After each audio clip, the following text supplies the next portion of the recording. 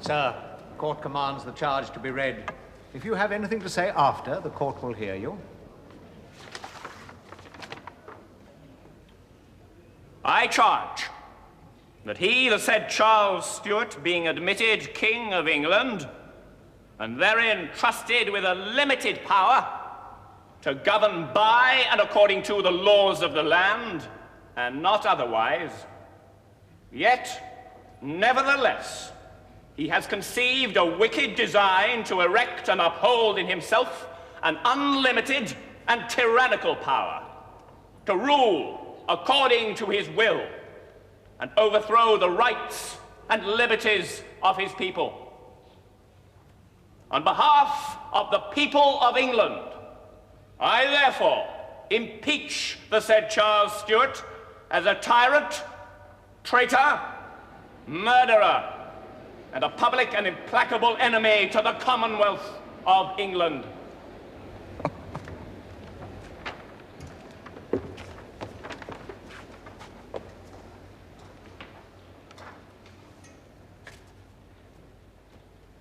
Sir, you have now heard the charge. The court expects your answer. I would know by what power I am called here. I would know by what authority. I mean lawful authority. There are many unlawful authorities in the world, thieves and robbers by the wayside. Remember, I am your king, your lawful king. And what sins you bring upon your heads, and the judgment of God upon this land, think well upon it. I say, think well upon it before you go from one sin to a greater. I have a trust committed to me by God, by old and lawful descent.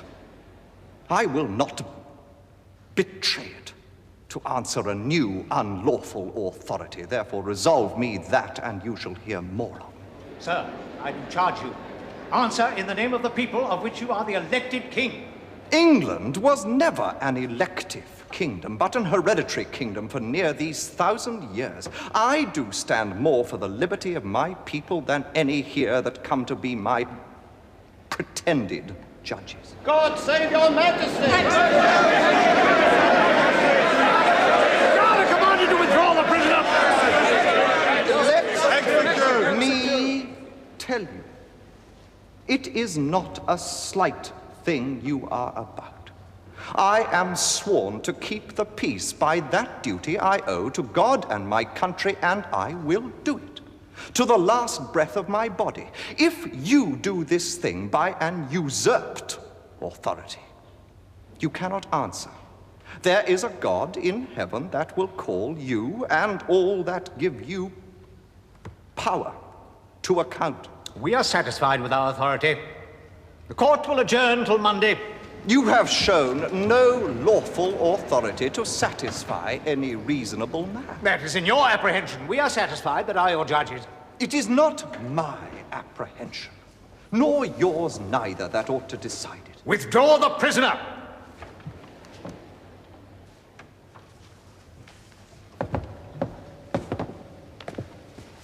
I do not fear that.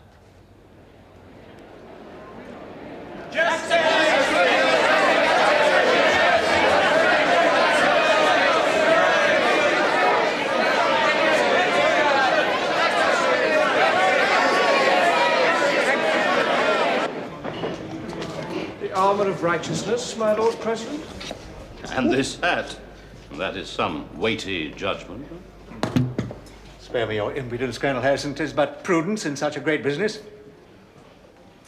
Well, gentlemen, this is a glorious beginning to the work.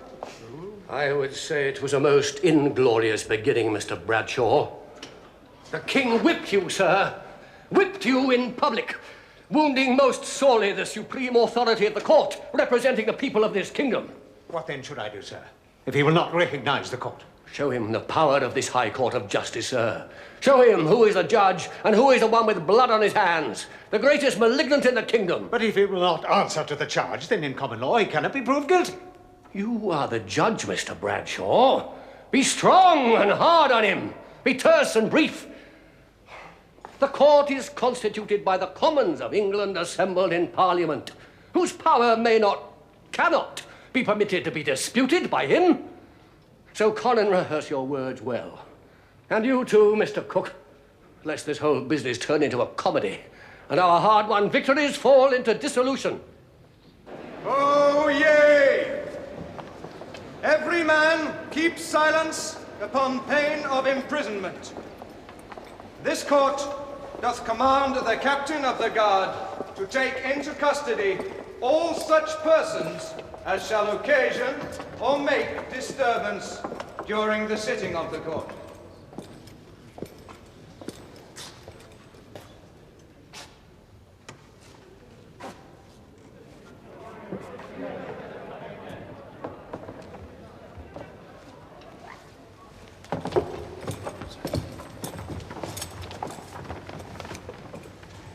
May it please your lordship, my Lord President. I did at the last court in